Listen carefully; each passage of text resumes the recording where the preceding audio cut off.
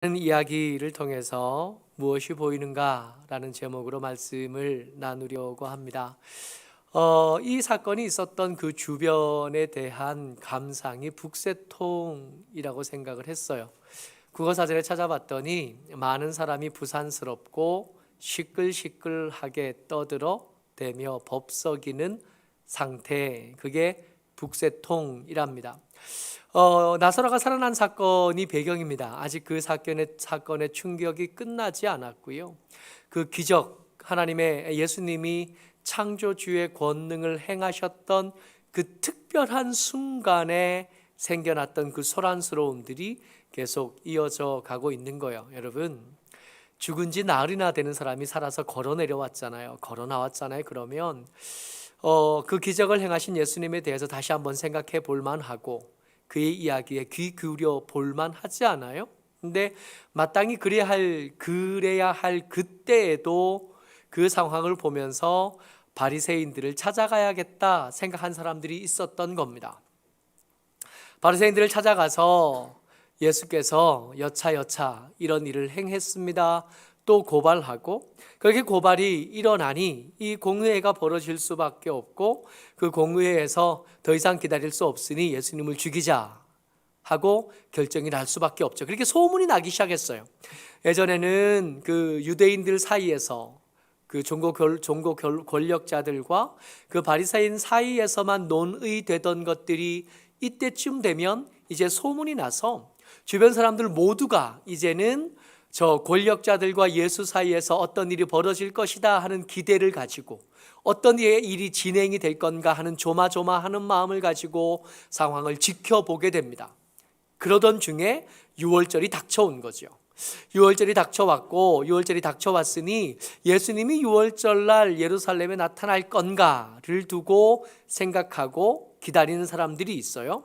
예수님을 잡으려는 사람들도 있고 예수님을 통해서 어떤 기적을 경험하려는 사람들까지 모여 있는 겁니다. 그야말로 북새통인 거죠. 그러다가 예수님께서 유월절 엿새쯤 전에 예루살렘의 그 주변에 얼마 전에 나사로가 다시 살아났던 그 베다니라고 하는 동네에 예수님이 나신 겁니다. 12장 1절 말씀이요. 같이 한번 읽죠. 시작. 유월절 엿새 전에 예수께서 베다니에 이르시니 이곳은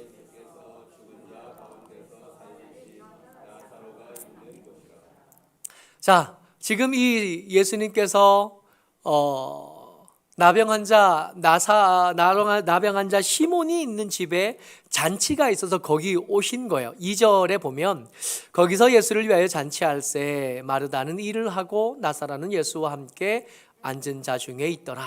이게 머리에 한번 상황을 좀 떠올려 보시죠. 예수님을 죽이려는 사람들에 대한 소문이 세상에 다 퍼졌고요. 그래서 위험한 곳이 됐는데 거기에 예수님이 나타나신 겁니다. 당시 예루살렘에는 평소처럼 사람이 그냥 조금 있는 게 아니라 유월절쯤 되면 전 세계에 흩어져 있는 유대인들이 예루살렘으로 모여드는데 최소한 10만 명 이상 사람들이 거기 더 모인 거예요.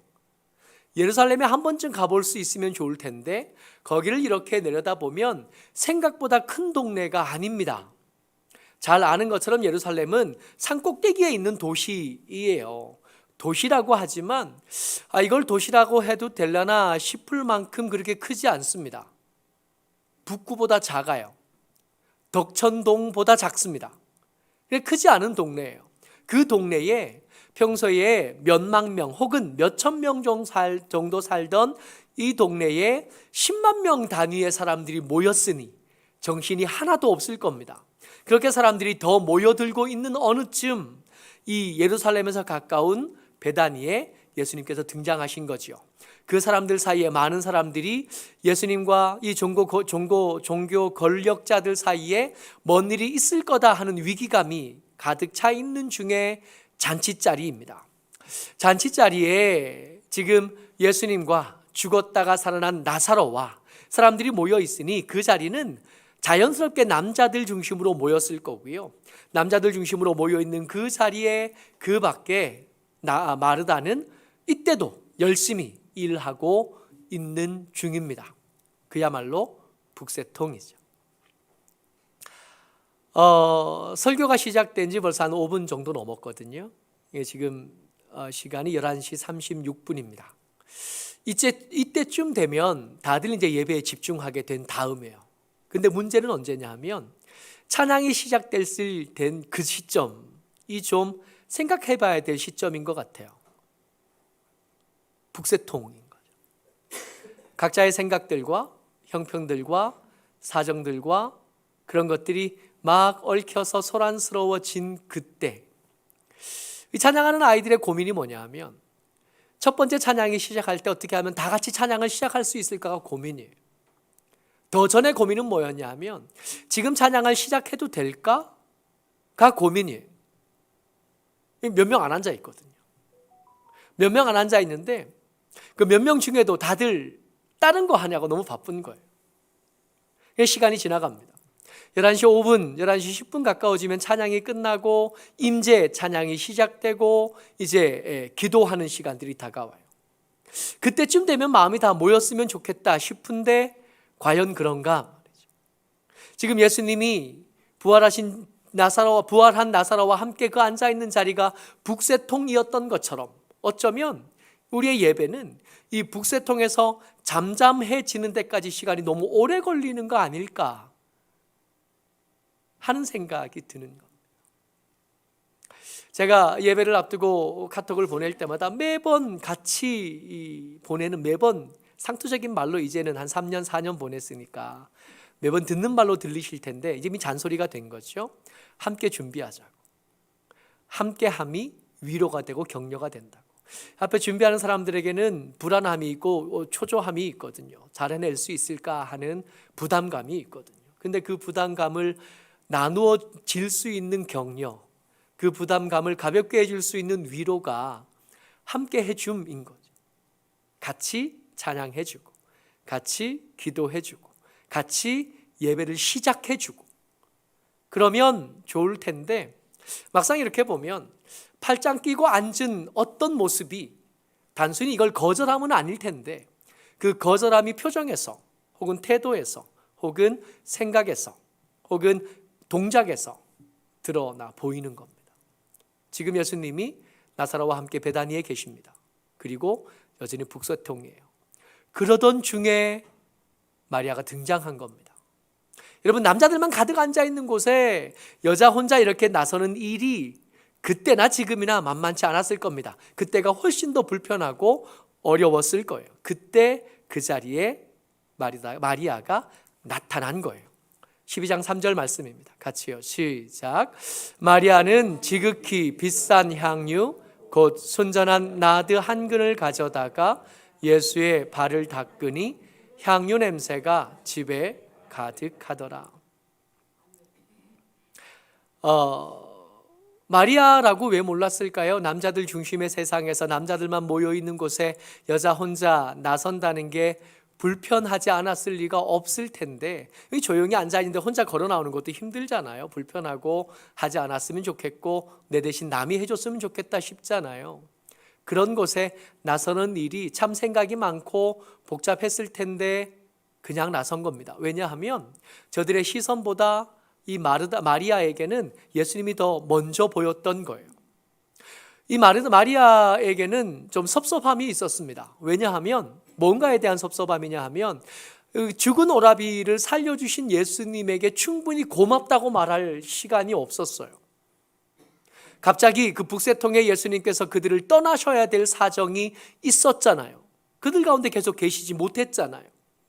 떠나야만 했고 그들 가운데 머물 수 없었어요. 게다가 장례를 한참 치르고 장례가 끝날 즈음이었을 겁니다. 뭔가 고맙다고 말할 준비 따위는 되지 않았을 거 아니에요.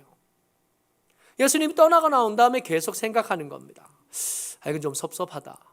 제대로 살해하지 못했고 제대로 감사하지 못했고 제대로 찬양하지 못했고 제대로 하나님의 은혜, 이제 그냥 내가 알던 지인 예수님이 아니라 하나님이신 예수님인 줄 알았는데 그 하나님에게 걸맞는 것들로 드리지 못했다 하는 생각이 매번 불편하고 괴로웠을 겁니다.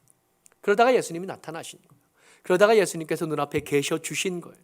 허락받은 기회가 됐고, 이 기회를 놓치면 다음에 또 어떤 기회가 어떻게 다가올지 알 수 없는 상황에 마리아는 아무것도 안 보이게 됩니다. 사람들의 시선, 왜 제가 여길 나타나나 하는 그 당황하고 불편해하는 시선들이 눈에 안 보이게 된 겁니다. 손에 순전한 나드 한 근을 들었는데, 이 순전한 나드 한 근이면 평생에 벌어서 모아도 다 모으지 못할 만한 비싼 것인데, 이 비싼 것, 이 가치에 대한 생각도 별로 안 나는 거예요. 다만 그 발 앞에 앉으니 감사한, 다만 그 발 앞에 앉아서 그 나드 한 근을 쏟아 놓을 수 있는 기회가 생긴 것에 대해서 감격한, 쏟아붓고 머리털로 닦습니다. 그런데 이 나드 한 근이 가진 그 향기라는 게 얼마나 강했을까요? 쏟아 놓았으니 향유 냄새가 집에 가득하더라. 그저 그냥 냄새만 가득했던 게 아니라 북새통이던 사람들의 생각이 그 향기에 잠잠해지는 것. 온갖 생각들과 온갖 주장들과 온갖 여러 가지 의도들이 그 냄새에 잠잠해진 거예요. 하나님의 임재만 우리를 잠잠하시는 게 아닙니다. 한 사람의 헌신이, 한 사람의 하나님을 향한 감사와 그 감사를 향한 찬양이 주변을 잠잠하게 하는 거예요. 찬양하는 이들에게 감히 권하기는, 여러분, 하나님의 임재가 해결할 일인 것 같으나 꼭 그게 그렇지가 않아요. 한 사람의 헌신, 한 사람의 예배자다움이 주변 사람에게 번져갑니다. 그 향기가 주변에 가득 펴지면서 잠잠해지는 거예요. 어떤 사람의 투정, 어떤 사람의 투덜거림, 어떤 사람의 복잡한 심사와 환경이 그 한 사람의 예배자를 통해서 잠잠하게 되는 일도 얼마든지 일어날 수 있는 것. 이 마리아에게는 예수님만 보입니다. 계산되지 않고 지체하거나 양보할 생각 따위는 전혀 없습니다. 어쩌면 다시 기회가 없을지도 모르거든요. 이런 상황 중에 이 북새통이던 이 자리가 갑자기 조용해진 거 아니에요. 조용해지고 감사를 표하는 냄새가 꽉 찬 거 아니에요. 근데 그때 돈만 보이는 가룟 유다가 등장합니다. 여러분, 이 압도적인 상황이잖아요. 모두가 그 하나님을 향한 마리아의 그 정성과 그 사랑과 그 헌신에 다들 침묵하고 있는 상황이잖아요. 이 마리아가 그 북새통의 남자들만 있는 자리에 걸어온 것보다도 어쩌면 더 이 가룟 유다가 훨씬 더 용감합니다. 가룟 유다가 그 침묵, 향기로 가득 찬 그 상황을 깨트리고 말하기 시작해요. 5절 말씀입니다. 같이요. 시작. 이 향유를 어찌하여 300데나리온에 팔아 가난한 자들에게 주지 아니하였느냐 하니. 여러분, 이 말씀을 이렇게 묵상하면서, 야, 이 사람 어떻게 이렇게 용감할 수 있을까? 함부로 깨트릴 수 있는 분위기가 아니잖아요. 함부로 이 향기로 가득 찬 그 순간을 그 얼음처럼 하나님의 임재로 가득 찬 듯한 그 감동으로 가득 찬 순간에 박수치듯 잠을 깨운 거 아니에요. 이게 어떻게 가능했을까? 어느 정도의 분노였을까? 어느 정도의 아까움이었을까를 짐작해 보는데 힌트가 있더라고요. 300데나리온입니다. 여러분, 가룟 유다가 이제 예수님을 팔 건데요. 예수님을 팔고 얻은 돈이 은 30개였죠. 은 30개가 120데나리온입니다. 근데 지금 낭비된 데나리온이 몇 개라고요? 300개요. 와, 이러니까 화낼 만한 거예요. 지금 어느 정도 가늠이 가능한 정도의 돈이 낭비가 된 게 아니라 예수님을, 자기 사랑하는 선생님을 팔아먹고 번 돈이 은 30개밖에 안 되는데, 지금 여기는 그거보다 훨씬 더 2배나 더 많은 돈이 지금 한 번에 낭비가 된 거예요. 이 정도 되니까 화낼 만했네. 이 정도 되니까 이건 아까울 만하네. 그 은혜와 감격으로 가득 찬 순간이라고 해도 꼭 한마디 해야 되는 순간이 되겠네. 6절에 가룟 유다가 이렇게 말한 것에 대해서 정말 성경이 짓궂은 게, 가룟 유다가 갑자기 이렇게 한 이야기 한 것이 왜 그렇게 얘기했는지를 써놔 주세요. 같이 읽어봅니다. 시작. 이렇게 말함은 가난한 자들을 생각함이 아니요 그는 도둑이라 돈꾀를 맞고 거기 넣는 것을 훔쳐 가미러라. 여러분, 이 300데나리온이요 원래 경로를 따라 온다면 어떻게 됐어야 되냐면 예수님께 드리는 것이 돈꾀에 들어갔을 거고, 그 돈꾀에 들어간 것은 이게 쓰고 또 받는 일을 가룟 유다가 했으니까 내 거가 될 가능성이 있었던 돈인 거예요. 내 거지, 내 거. 예수님께서 그 돈이 얼마 남았냐 이렇게 물어보지 않으셨을 것 같으니, 마태와 그 주변에 있는 제자들이 그 돈이 얼마나 남았는지 어떻게 쓰였는지 영수증 보자 이러지는 않았을 것 같으니, 이 300데나리온은 온전히 내 거였을 뻔했는데 낭비된 거예요. 얼마나 화가 났을까요? 화낼만 해. 화가 났겠다. 돈만 보이니까 가능한 거예요. 근데 결국 이득 때문인 거잖아요.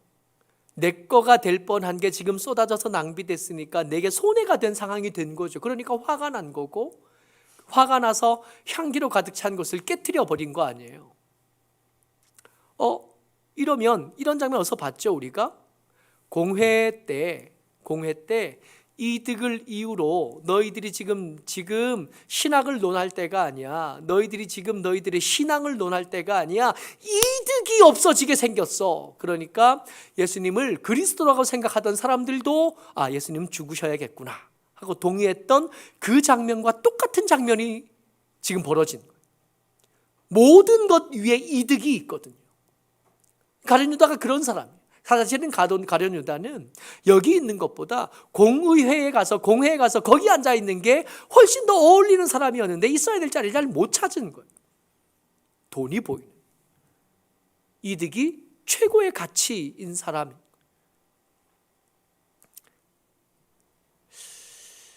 마리아는 예수님만 보이고 가룟 유다는 돈만 보이고, 그 앞에 이 민망한 상황에 주인공이 되어버리신 예수님은 둘 다 보이십니다. 말씀하셔요. 12장 7절 말씀입니다. 같이요. 시작. 예수께서 이르시되 그를 가만두어 나의 장래할 날을 위하여 그것을 간직하게 하라. 계속이요. 가난한 자들은 항상 너희와 함께 있거니와 나는 항상 있지 아니하리라 하시니라. 예수님은 마리아의 이 낭비한 일에 대해서 나의 장래할 일을 위하여다라고 말씀해 주셨지만, 아무리 생각해 봐도 마리아가 진짜로 이걸 장래를 위해서 준비한 걸까? 아닐 것 같아요. 마리아는 그냥 한 겁니다.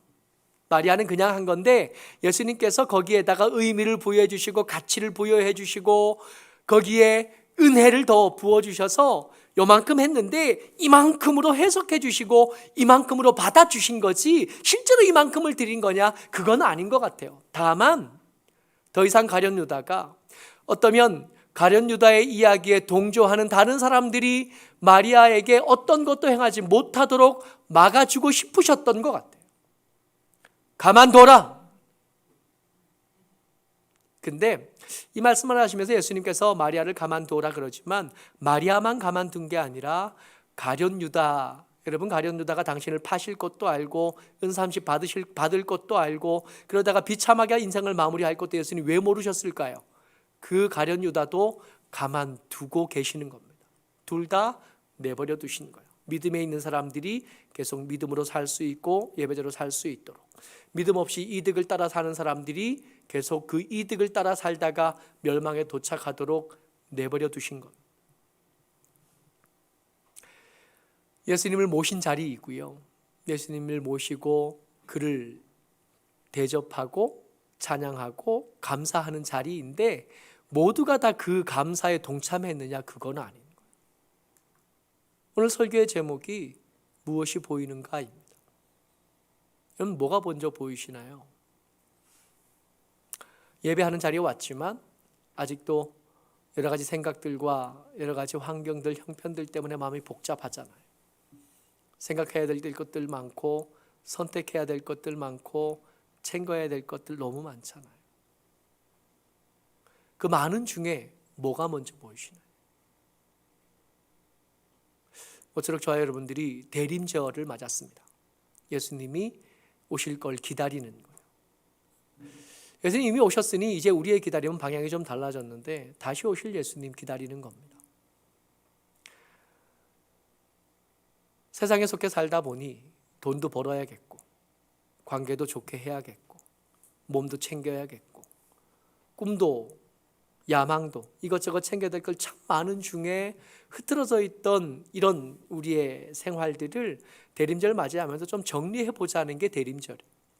요즘 가지 좀 치고 내려놓을 것들 좀 내려놓고 붙잡아야 될 것들 붙잡은 다음에 정리를 하고 좀 추스려 보자는 게 대림절입니다.